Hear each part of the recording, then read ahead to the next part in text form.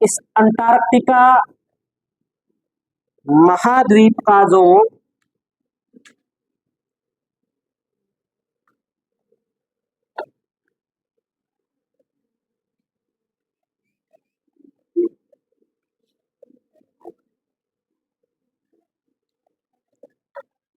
ये वाला जो भाग है,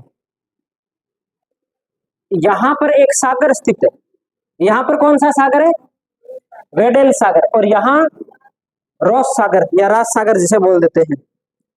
यहां है कौन सा सागर है?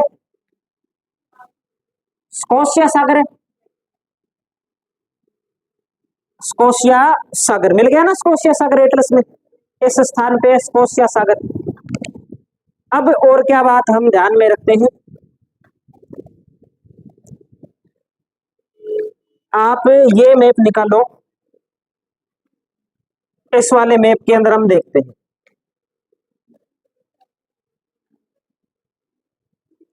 ये वाला जो भाग है अंटार्कटिका का, इसे किस नाम से जानते हैं? ग्राहम लैंड के नाम से जानते हैं। ये वाला जो आगे की ओर निकला हुआ भाग है, इसे किस नाम से जानते हैं? ग्राहम लैंड के नाम से जाना जाता है। और ये ऊपर इस प्रकार से, ये देखो ऐसे एक महाद्वीप है इस प्रकार से जो फैला हुआ है, इस महाद्वीप का नाम क्या है भाई? दक्षिणी अमेरिका महाद्वीप है। दक्षिणी अमेरिका महाद्वीप का जो दक्षिण वाला भाग है, दक्षिण वाला भाग, इस दक्षिण वाले भाग के सबसे नजदीक जो भाग पड़ता है अंटार्कटिका का, उसे ग्राहम लैंड के नाम से जानते हैं। तो हम एक चीज देख लेते हैं, दक्षिणी अमेरिका महाद्वीप का मैप निकाल करके इसमें आपको दिखाते हैं कि ये जो दक्षिण वाला भाग है, ये वाला भाग जो हमने यहाँ पर निशान लगा रखा है, ये देखो इसका नाम क्या मिलता है? इसका नाम मिलता है टिएरा डेल फ्यूगो। ये देखो इसका नाम क्या है? टिएरा डेल फ्यूगो के नाम से जाना जाता है इसे, टिएरा डेल फ्यूगो।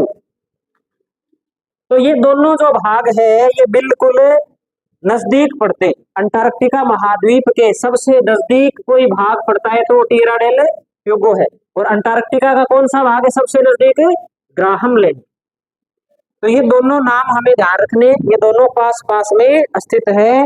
बड़े वाले विश्व के मैप के अंदर हम इसे आसानी से देख सकते हैं। मिल तो गया ना सभी को? किसको नहीं मिला? किसी को नहीं मिला? ये वाला मैप निकालो, दक्षिणी अमेरिका प्राकृतिक, और सबसे दक्षिण के अंदर ये जो महासागर लिखा हुआ है, इसके पास में लिखा है टिएरा डेल फ्यूगो। मिल गया? ये दक्षिणी अमेरिका महाद्वीप का सबसे दक्षिणी भाग है। ठीक है,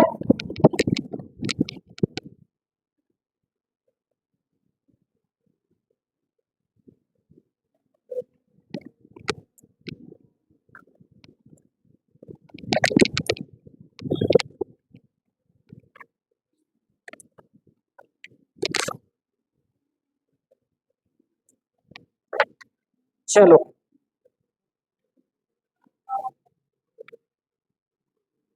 लिख देते हैं हम ग्राहम लैंड, अंटार्कटिका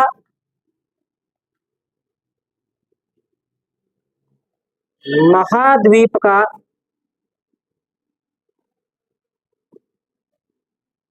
भाग जो किसी अन्य महाद्वीप के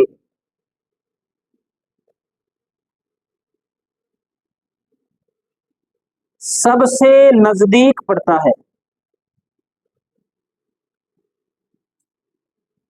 सबसे नजदीक पड़ता है, इस भाग को ग्राहम लैंड के नाम से जाना जाता है।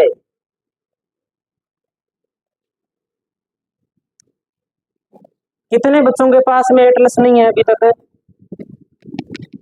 एक, दो, बाकी सारों के पास में चार, पांच। तो एटलस लेनी पड़ेगी आपको। धीरे धीरे जो काम है वो आगे और कठिन होता जाएगा। ऐसे नहीं कि अपने को एक ही दिन एटलस की जरूरत है, जितने दिन हम विश्व का भूगोल पढ़ेंगे उतने दिन हमें एटलस देखनी पड़ेगी। बिना एटलस के काम चलेगा ही नहीं अपना।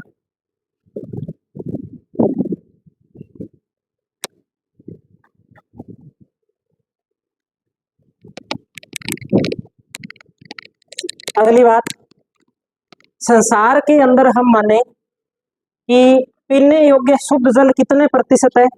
कुल जल मान लिया पीने योग्य शुद्ध जल है वो 100% है ना।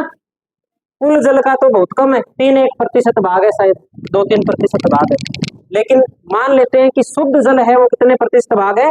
100% है। तो 100% शुद्ध जल का लगभग 70% भाग तो कौन से महाद्वीप पर पाया जाता है?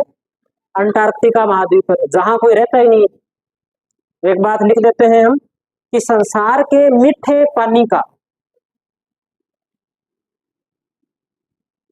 संसार के मीठे पानी का 70% भंडार अंटार्कटिक महाद्वीप पर पाया जाता है।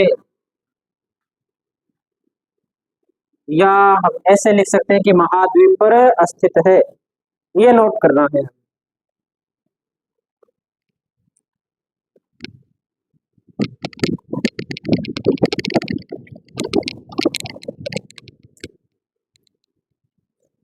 एक और बात करते हैं, आपने सुना होगा, सुना क्या है, आपने पढ़ा भी होगा कि एक ओजोन नाम की कोई गैस होती है जो ऑक्सीजन के 3 अणुओं से मिलकर के बनी होती है, जो कहाँ पाई जाती है? जो अंटार्कटिका में पाई जाती है। सही बात है। तो ये मान लो ये पृथ्वी है और पृथ्वी के चारों ओर क्या है? वायुमंडल है। और वायुमंडल की अलग अलग परतें हैं। जैसे ये स्थल है, स्थल भाग है, और इस स्थल भाग से लगभग हम ऐसे कहें कि 12 से 18 किलोमीटर तक एक मंडल पाया जाता है। ये मंडल है, इसे किस नाम से जानते हैं? क्षोभ मंडल के नाम से हम जानते हैं। इस क्षोभ मंडल के बाद में एक मंडल है जो लगभग हम कह सकते हैं कितने किलोमीटर तक है? ये हो गया, क्षोभ मंडल हो गया 12 से 18 किलोमीटर, 50 किलोमीटर तक एक मंडल है। इस मंडल का नाम है समताप मंडल। कौन सा मंडल है? समताप मंडल।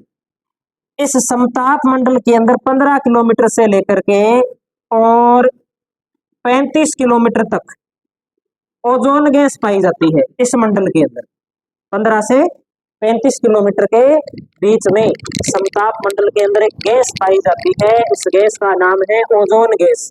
ओजोन गैस काम क्या करती है? तो ओजोन गैस काम करती है जो सूर्य से हानिकारक पराबैंगनी विकिरण आती है, उन पराबैंगनी विकिरण का अवशोषण करती है ओजोन गैस। जो पराबैंगनी विकिरण होती है वो अगर पृथ्वी पर पहुंचती है तो उससे बहुत सारे रोग उत्पन्न होते हैं, जैसे चर्म रोग होना, त्वचा की कैंसर होना, दिखाई न देना, आंखों की पुतलियां टेढ़ी मेढ़ी हो जाना, या जन्म से ही बच्चे के अंदर क्या है कोई शारीरिक विकृति उत्पन्न हो जाना, ऐसे रोग उत्पन्न होते हैं। तो इन रोगों से जो रक्षा करती है वो कौन सी परत करती है? ओजोन गैस करती है, ओजोन परत करती है, जो 15 से 35 किलोमीटर की मोटाई के अंदर सर्वाधिक पाई जाती है। और सबसे पहले इस ओजोन गैस के अंदर छिद्र की समस्या का जो पता लगाया गया वो पता लगाया गया 1985 के अंदर। तो कौन से महाद्वीप पर वो पता लगाया गया? अंटार्कटिका महाद्वीप पर पता लगाया गया। कैसे पता लगा इस चीज का? क्या बात होगी कि यहाँ पर इस क्षेत्र के अंदर है ओजोन छिद्र की समस्या हुई। यहाँ तो कोई रहता ही नहीं, यहाँ तो प्रदूषण है ही नहीं, तो यहाँ ये समस्या उत्पन्न कैसे होगी? बर्फ के कारण होगी, बर्फ के पिघलने के कारण होगी। बर्फ का कोई रोल, थोड़ा बहुत रोल है, लेकिन कैसे है वो अपने समझ लेते हैं। जैसे ये ग्लोब है, इस ग्लोब के चारों ओर वायुमंडल है। हम मान लेते हैं कि इसके चारों ओर क्या है? वायुमंडल है। इसको मैं यहां बना लेता हूं, ये ग्लोब है, ये 0 डिग्री की रेखा है, और ये 90 डिग्री ध्रुव है, और ये 90 डिग्री दक्षिणी ध्रुव है। ये नॉर्थ है, ये साउथ है। साउथ वाले भाग के अंदर बर्फ क्या पाई जाती है? ज्यादा पाई जाती है। और ये जो हमने इस सौरमंडल की ऊंचाई लिखी है ना, 12 से 18 किलोमीटर, 18 किलोमीटर तो ऊंचाई होती है कहाँ? भूमध्य रेखा पर। और 12 किलोमीटर के आसपास ऊंचाई कहाँ होती है? ध्रुवों के ऊपर। कई बार प्रश्न आ जाता है नॉर्मल पूछने में कि बताओ ओजोन गैस की ऊंचाई सबसे ज्यादा कहाँ होती है, तो हम कहते हैं ध्रुवों पे होती है। दिमाग ऐसा ही काम करता है, बस पढ़ते हैं तो सही नहीं पढ़ते। मैं भी कर देता था कई बार पहले कि ध्रुवों पे होती है, क्योंकि सही पढ़ा नहीं था। लेकिन ऊंचाई सबसे ज्यादा है कहाँ? कौन सी जगह? भूमध्य रेखा पर। समझ में नहीं आ रही बात क्या? कितनों के समझ में नहीं आ रही है बात?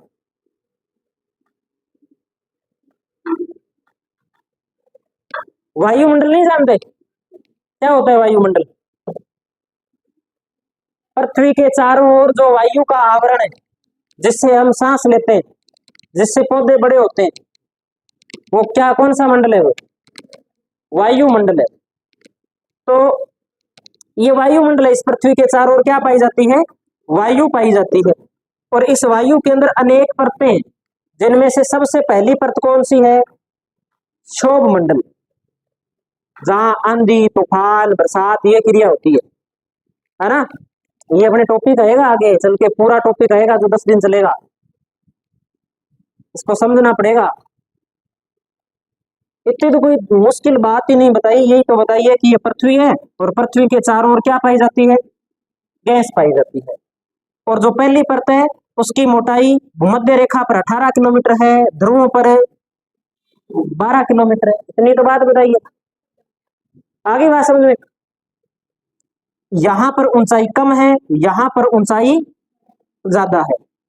अब जो भी हम प्रदूषण फैलाते हैं, जैसे हम एसी चलाते हैं, फ्रिज चलाते हैं, या जो अपने ऐसे कहें कि सौंदर्य प्रसाधन है, सौंदर्य प्रसाधन जानते हो? सुंदर दिखने के लिए जो भी हम उपाय करते हैं, वो सारे के सारे ओजोन गैस को क्षति पहुंचाते हैं।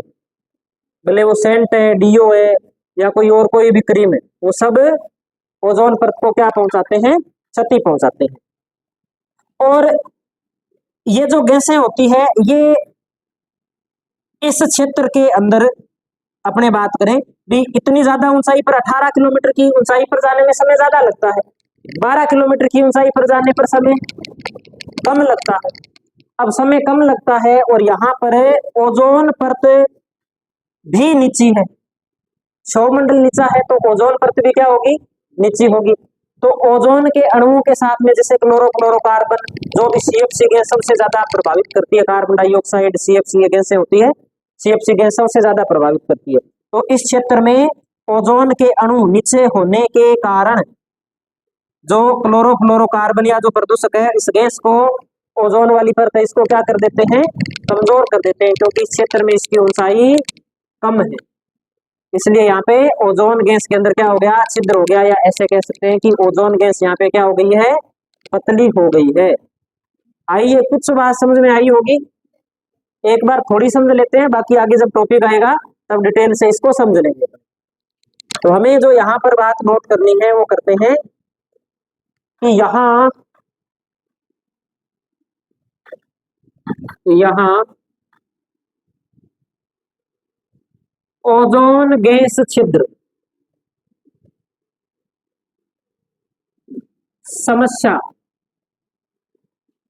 की खोज सर्वप्रथम कब की गई थी? 1985 में। 1985 में की गई। यहाँ ओजोन गैस छिद्र समस्या की जो खोज है वो 1985 में की गई। और सबसे पहले कौन से महाद्वीप पर की गई? तो अंटार्कटिका पर। खोज करने वाले विद्वान कौन थे? तो गॉर्डिनर और फोरमैन, दो विद्वान थे जिन्होंने, दो वैज्ञानिक थे जिन्होंने इसकी खोज की थी। तो खोज करता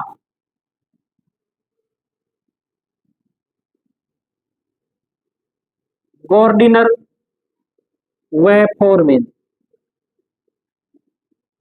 इन दोनों ने मिलकर के इस ओजोन छिद्र जो समस्या है इसकी खोज की थी।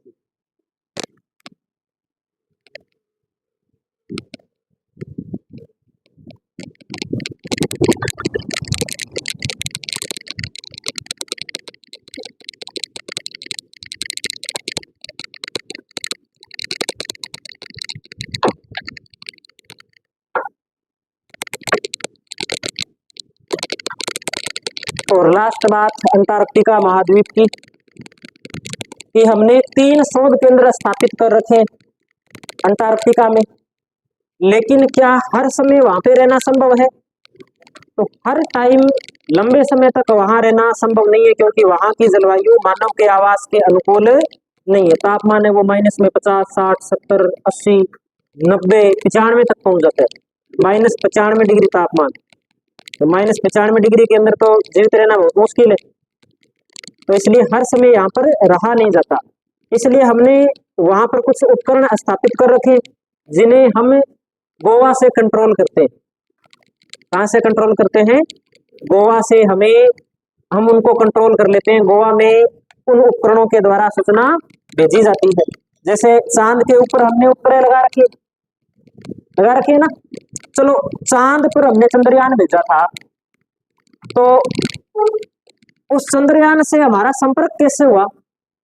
हमें क्या पता चल रहा था कि वहां पर अब इस जगह पहुंच गए, हम इस जगह पहुंच गए? टावर भेजा था साथ में। भेजा होगा टावर, नेटवर्क तो भेजा ही है, तभी सूचनाएं आ रही थी।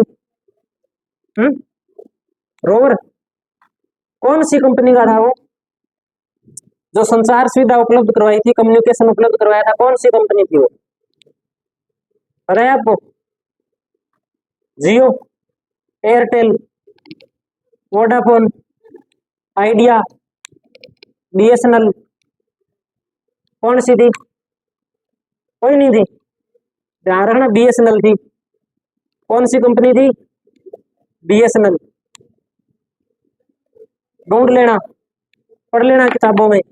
जो कम्युनिकेशन के लिए जो सूचना आदान प्रदान, डाटा का आदान प्रदान हो रहा था, जो सूचना यहाँ से चांद तक पहुंच रही थी, कौन सी कंपनी के द्वारा पहुंच रही थी?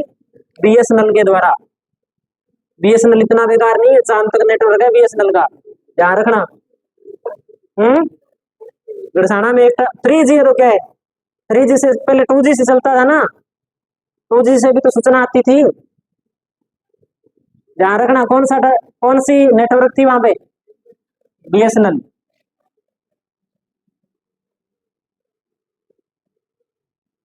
जियो वाले को डाटा ही बेच दे तो भाई हमने वहां से क्या प्राप्त किया पैसों के चक्कर में? फिर कौन सी कंपनी थी? ध्यान रखना, प्रश्न आ सकता है कभी, कोई करंट जीके का प्रश्न बन ही सकता है, साल 1.5 साल तक पूछ लेते। तो हम तो किसकी बात कर रहे थे? ओजोन गैस की बात कर ली हमने। अब एक वो जो अपने गोवा के बारे में लिखना है, गोवा के अंदर अपने अनुसंधान केंद्र इसका जो स्थापित कर रखा है, तो हम लिख लेते हैं। लिखिए, national centre for Antarctica and ocean research. देखो आप, national centre for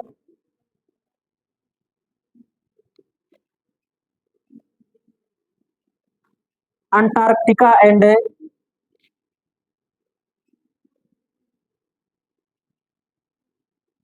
ocean research कहां पर स्थापित है? गोवा में।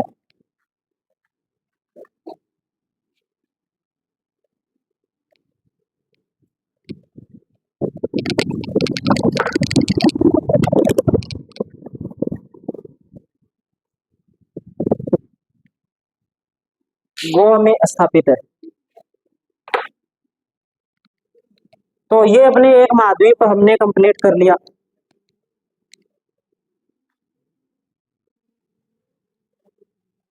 अगला महाद्वीप शुरू करें।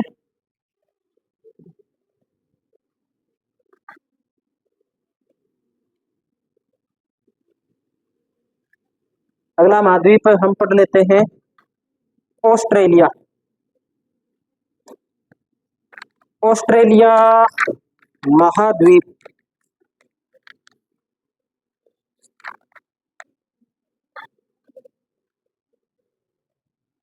ऑस्ट्रेलिया का मैप मिलेगा आपको ओसेनिया के नाम से। तो हम हेडिंग लगाते हैं ओसेनिया, या ओशिनिया भी लिख सकते हैं, ओसेनिया या ओशिनिया।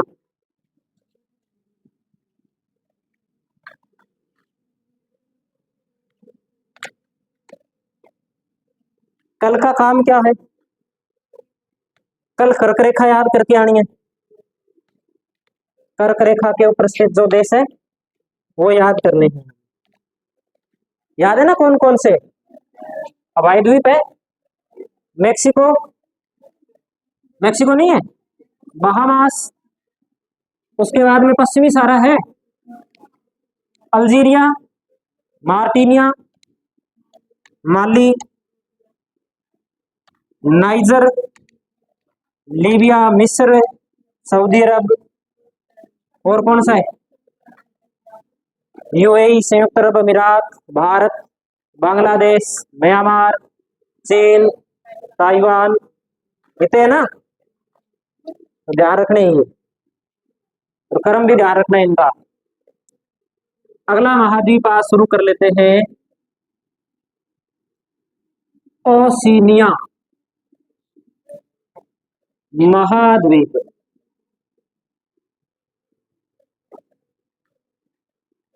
ओशिनिया, ओशिनिया में क्या क्या शामिल है इसके बारे में भी हम बात कर लेते हैं।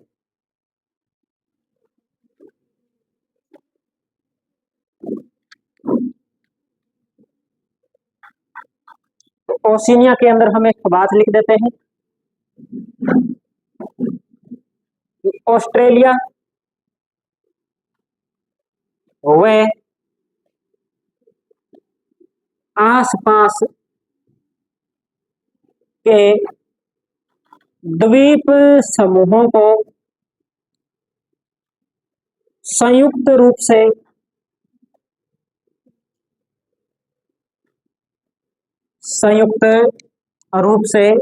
ओशिनिया कहा जाता है। ओशिनिया कहा जाता है।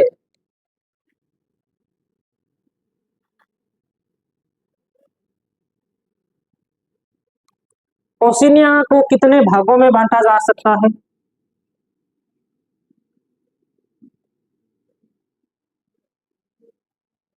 चार भागों में। कितने भागों में बांट सकते हैं? चार भागों में बांट सकते हैं। चार भाग कौन कौन से हैं? तो एक तो हम लिख सकते हैं ऑस्ट्रेलिया, एक तो है ऑस्ट्रेलिया जो खुद इसमें शामिल है। दूसरा, अगर ऑस्ट्रेलिया के साथ में न्यूजीलैंड को रखें तो ठीक है, अगर नहीं रखें तो फिर एक भाग इसका और बढ़ जाता है। साथ रखें तो रख सकते हैं, अलग रखें तो भी रख सकते हैं। अलग रख लेते हैं, किस कुछ किताबों में साथ में मिलेगा, कुछ में अलग मिलेगा, कोई अंतर है नहीं। एक इसमें लिख लेते हैं हम माइक्रोनेशिया। माइक्रोनेशिया है क्या? एक कौन सा है? पोलिनेशिया, और एक मेलोनेशिया। ये कौन सा है? माइक्रोनेशिया, पोलिनेशिया और मेलोनेशिया।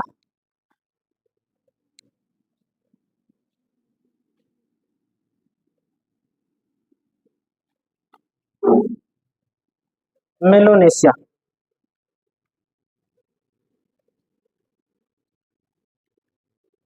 इनके बारे में भी अपने बात करेंगे, सारों के बारे में पढ़ेंगे, ऑस्ट्रेलिया के बारे में पढ़ेंगे, न्यूजीलैंड के बारे में पढ़ेंगे, माइक्रोनेशिया के बारे में भी पढ़ेंगे, पोलिनेशिया और मेलोनेशिया के बारे में भी पढ़ लेंगे।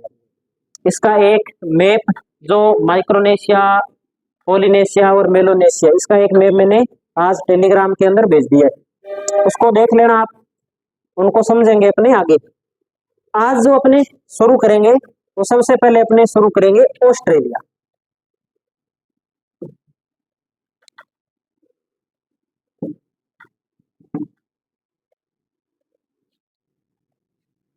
आज शुरू करते हैं, इसमें 1 नंबर पे हम पढ़ना शुरू करेंगे ऑस्ट्रेलिया।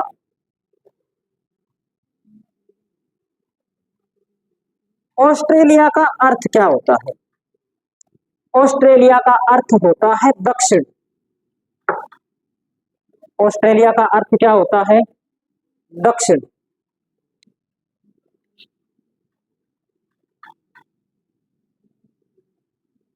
और बिल्कुल सही बात है कि ऑस्ट्रेलिया भारत के कौन से महाद्वीप में स्थित है? दक्षिणी, सॉरी क्या बोल दिया आपने? ऑस्ट्रेलिया भारत के कौन से, भारत के नहीं, विश्व के कौन से गोलार्ध में स्थित है? दक्षिण में स्थित है। तो स्थिति लिख सकते हैं, कौन से गोलार्ध में है? दक्षिणी गोलार्ध में।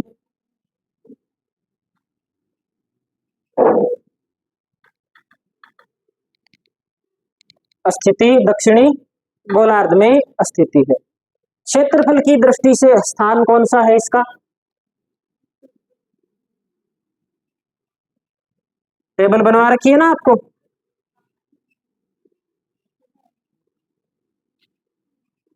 आठवां नहीं है क्या? ढंग से देखो, कौन सा है? आठवां क्यों नहीं है? ये महाद्वीप कितने? 7। जनसंख्या की दृष्टि से स्थान लिखाया कि नहीं लिखाया? तो फिर याद क्यों नहीं है? कौन सा स्थान है? 6वां स्थान है।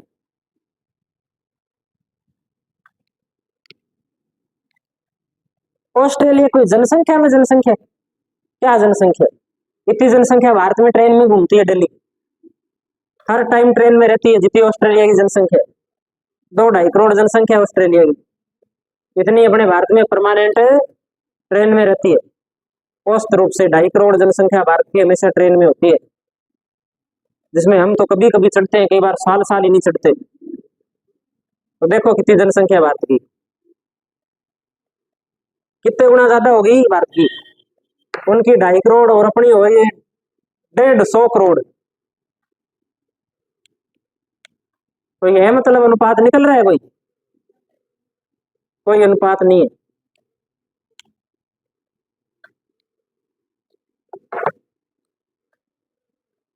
चलो अब बात करते हैं हम उपनाम की।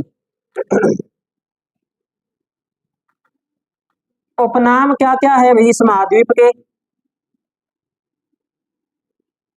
क्या उपनाम हो सकते हैं? कैसी स्थिति है अगर पढ़ा हो आपने तो? एक तो इसे कहा जाता है द्वीपीय महाद्वीप। क्या कहा जाता है? द्वीपीय महाद्वीप। एक इसे कहा जाता है प्यासी भूमि का देश। आखिर ऐसे नाम इसके क्यों पड़े हैं? पहला नाम लिखते हैं द्वीपीय महाद्वीप, और एक है प्यासी भूमि का देश। ये 2 नाम तो कम से कम हमें याद होने ही चाहिए। द्वीपीय महाद्वीप इसलिए कहा जाता है क्योंकि जो महाद्वीप ऑस्ट्रेलिया है वो इतना बड़ा महाद्वीप नहीं है। सबसे बड़ा है क्या? क्षेत्रफल की दृष्टि से कौन सा स्थान है? सातवां। सातवां इसका मतलब सात ही महाद्वीप है, सबसे छोटा है, द्वीप जैसा है, तो इसलिए नाम क्या पड़ गया? द्वीपीय महाद्वीप। प्यासी भूमि का देश। प्यासी भूमि का देश इसलिए कहा जाता है, जब आप इसका मैप देखोगे तो उसमें आपको इसके आधे से ज्यादा भाग पर मरुस्थल दिखाई देंगे। 2/3 भाग पर इसमें क्या पाए जाते हैं? मरुस्थल पाए जाते हैं, इसलिए इसे प्यासी भूमि का देश कहा जाता है। ये बात नोट करने वाली है। 2/3 भाग पर मरुस्थल का विस्तार, मरुस्थल का विस्तार, इसलिए इसे कहा जाता है प्यासी भूमि का देश।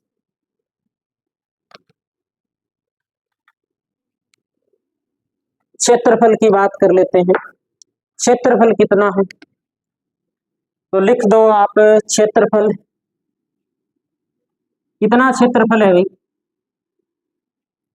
77.41 लाख वर्ग किलोमीटर,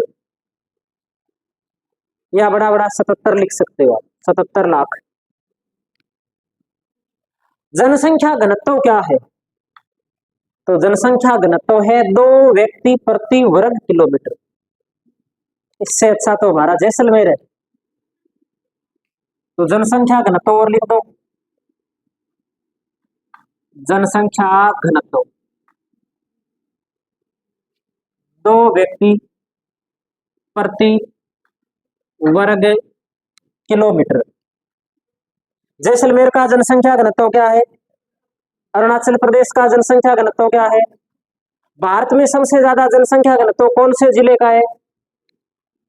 भारत में सबसे ज्यादा जनसंख्या घनत्व उत्तरी पूर्वी दिल्ली का। किसका है? उत्तरी पूर्वी दिल्ली का, शायद 35,000 प्रति वर्ग किलोमीटर के आसपास है। 35,000 है शायद, जहां तक मैंने पढ़ा है। और सबसे कम जनसंख्या घनत्व भारत के कौन से जिले का है? जैसलमेर का नहीं है, पढ़ने की जरूरत है अभी। और अरुणाचल प्रदेश के अंदर एक जिला है, पता नहीं दिहांग है या दिबांग घाटी जिला है, दिबांग घाटी। दिबांग घाटी जिले के अंदर 1 व्यक्ति प्रति वर्ग किलोमीटर जनसंख्या घनत्व है, 1 व्यक्ति प्रति वर्ग किलोमीटर। चलो वो बाद की बात है, यहाँ की हमने बात कर ली। कितनी है जनसंख्या घनत्व यहाँ का? 2 व्यक्ति प्रति वर्ग किलोमीटर। जनसंख्या 2.34 करोड़।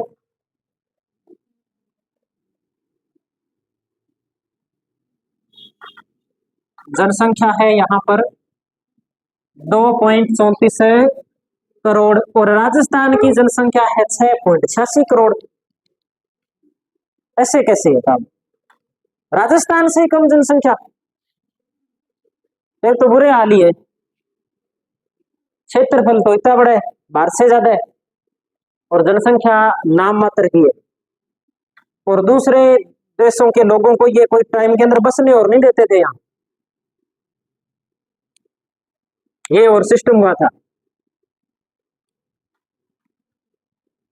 कि हम इधर सिर्फ गोरे गोरे लोग रहेंगे, ऐसा एक टाइम था। अभी जाने नहीं देते, वैसे जनसंख्या बहुत कम है इनकी। क्या टाइम हो गया? पड़ा है क्या टाइम अभी? चलो फिर आगे शुरू करते हैं अपने। एटलस निकालो, एटलस में देखते हैं कुछ बातें। ऑस्ट्रेलिया का मैप निकाल लो।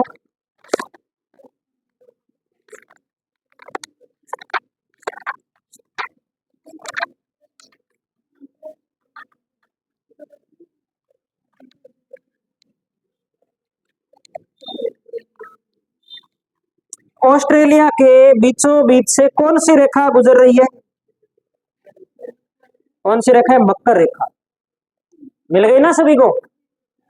मकर रेखा का ऊपर वाला भाग और मकर रेखा के दक्षिण वाला भाग, ये मान लो ऐसे बना लेते हैं हम,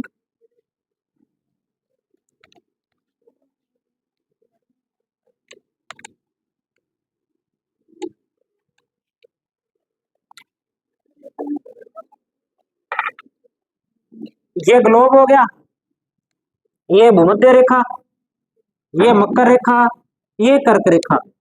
कर्क और मकर रेखा के बीच का क्षेत्र कौन सा कटिबंध होता है? उष्ण कटिबंध। तो ये क्षेत्र तो कौन सा हो गया? उष्ण कटिबंध हो गया। और ये हो गया अपने इस प्रकार ऑस्ट्रेलिया, और ऑस्ट्रेलिया के बीच से कौन सी रेखा गुजरी? मकर रेखा। मकर रेखा के उत्तर वाला भाग कौन से कटिबंध में आएगा?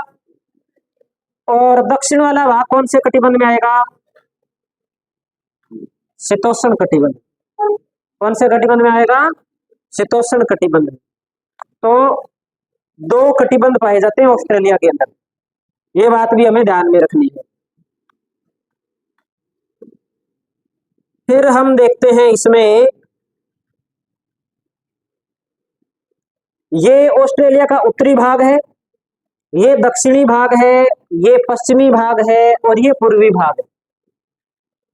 उत्तरी भाग में और पूर्वी भाग के अंदर जो महासागर है, वो महासागर कौन सा महासागर है? प्रशांत महासागर आता है पूर्व में और उत्तर में। पश्चिम में कौन सा महासागर है? हिंद महासागर। दक्षिण में दक्षिणी महासागर। आ रही है कुछ बात समझ में? तो ये पूछा जा सकता है कि पूर्व में प्रशांत महासागर, उत्तर में भी प्रशांत महासागर, पश्चिम में हिंद महासागर, दक्षिण में दक्षिणी महासागर, जिसे अंटार्कटिका महासागर के नाम से भी जानते हैं। तो ये बात हमें इसमें ध्यान रखनी है। ये कोई बातें वैसे लिखने की नहीं है, हम ऐसे ही नॉर्मल समझ के याद रख सकते हैं, याद रह जाएगी ये, क्योंकि आगे अपने महासागर भी तो पढ़ेंगे। अब इसमें हमें एक बात, अपने एक नाम लिखा था प्यासी भूमि का देश, इसको देख लेते हैं। तो इसमें मरुस्थल देखो आप, वरत विक्टोरिया मरुस्थल, गिब्सन मरुस्थल, ग्रेट सैंडी मरुस्थल, तनामी मरुस्थल, ये वाला जो सारा भाग है ना, इस सारे भाग के अंदर ये स्टुअर्ट स्टोनी मरुस्थल, यहां तक ये वाला भाग है, इसमें सारे में क्या पाए जाते हैं? बीच बीच में मरुस्थल पाए जाते हैं। तो इसलिए इसे क्या कहा जाता है? प्यासी भूमि का देश कहा जाता है। इस मैप के अंदर दक्षिण में लिखा हुआ है तस्मानिया, मिल गया तस्मानिया। तस्मानिया और ऑस्ट्रेलिया के बीच में कौन सी जल संधि है? कौन सी है? बास जल संधि। ध्यान रखना, पूछा हुआ प्रश्न है, लिखेंगे हम आगे। फिर हम चलते हैं, ये देखो केप यार्क प्रायद्वीप ऑस्ट्रेलिया का, और इसके ऊपर जो आपको ये दिखाई दे रहा है, ये एक देश है जिसे पापुआ न्यू गिनी के नाम से जानते हैं। इन दोनों के बीच में कौन सी जल संधि है? टॉरस जल संधि। अब एक बात तो समझ में आ गई होगी कि जल संधि क्या होती है। जल संधि किसे कहते हैं?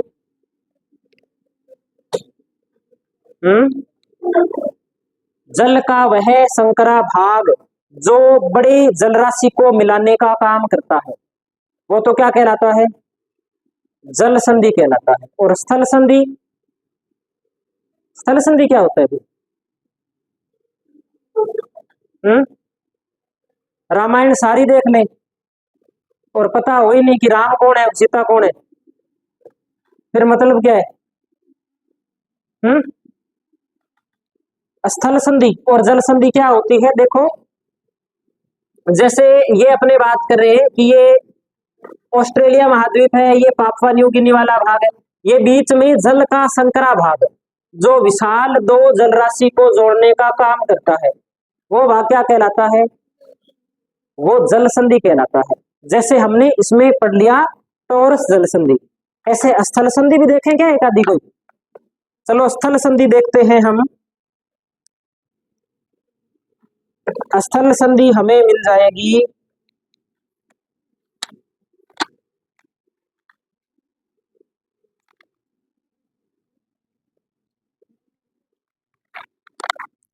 मध्य अमेरिका का मैप अपने देख लेते हैं।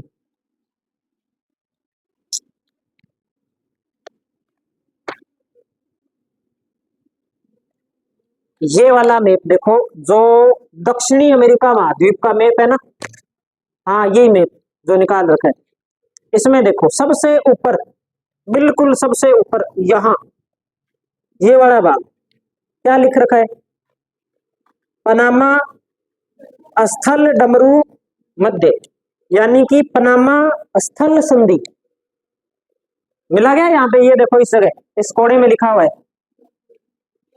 क्या काम कर रहा है ये ऊपर जो दिखाई दे रहा है ना, ये मध्य अमेरिका है, और ये कौन सी अमेरिका है, दक्षिणी अमेरिका है, और इन दोनों को जोड़ने का काम कर रहा है पनामा स्थल संधि या पनामा स्थल डमरू मध्य, और दो जल भाग को क्या कर रहा है, अलग कर रहा है। इसका क्या मतलब हो गया, इसका मतलब हो गया कि स्थल का वह संकरा भाग जो दो स्थल खंडों को आपस में जोड़ता है वो क्या कहलाता है, स्थल संधि या स्थल डमरू मध्य। ये ऐसे हो गया, ये तो हो गया अपने ऐसे बना दिया उत्तरी अमेरिका,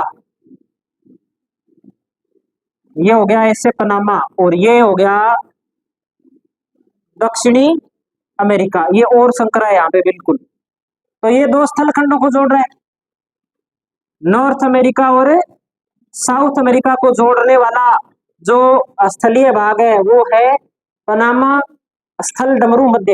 ये वाला जो भाग है ना, इसे मध्य अमेरिका बोल देते हैं, बीच वाले को। और जैसे हमने ये पढ़ा यहाँ पे अभी, तो ये कौन सी संधि है, जल संधि है, जो दो जलीय भागों को जोड़ता है और संकरा भाग होता है। यही है नहर, नाना है तो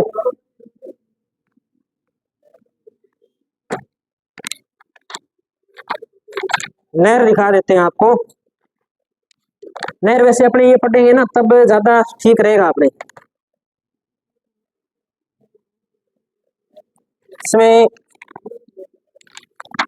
देखें क्या दे रखा है कि नहीं दे रखा, अमेजन का मुहाना दे रखा है,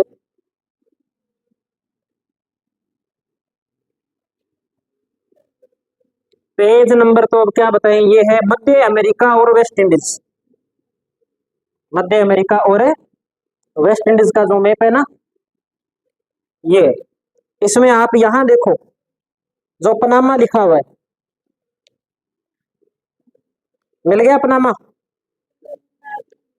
मैं भी नहीं मिला, पीछे चलो पीछे, और पीछे, और पीछे, एक और जो पीछे थोड़े, नहीं सीधा ऐसे कैसे आ गया, दही नहीं रखा। वैसे देखो आप शुरुआत के अंदर लिखा होगा मध्य अमेरिका और वेस्ट इंडीज, नाम ही नहीं लिखा, देखो ढंग से देखो, मध्य अमेरिका और वेस्ट इंडीज, पेज नंबर अलग अलग होंगे सारों के। इसका 64, 64 है कि नहीं है ना, नहीं है,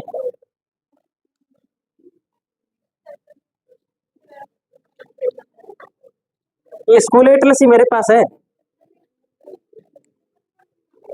ये रही ऑक्सफोर्ड स्कूल एटलस, इधर मेरे को देना ही।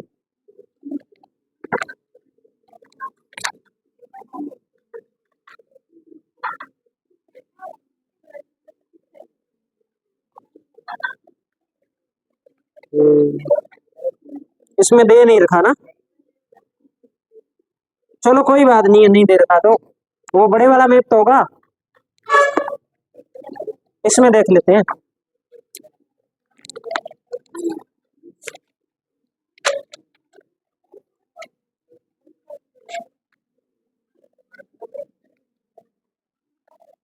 ये देखो इसमें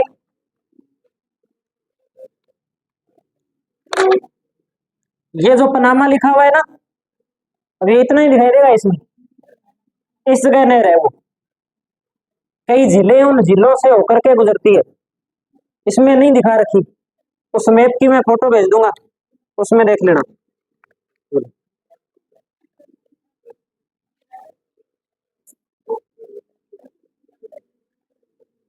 तो जल संधि और स्थल संधि आ गई बात समझ में, या भी नहीं समझ में आई किसी के? ठीक है, एक महाद्वीप पूरा कर लिया आपने।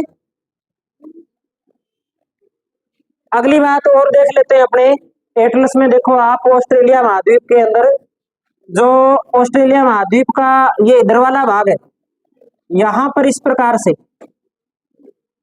यहाँ पे आपको लिखा हुआ मिलेगा great barrier reef, great barrier reef Australia के अंदर।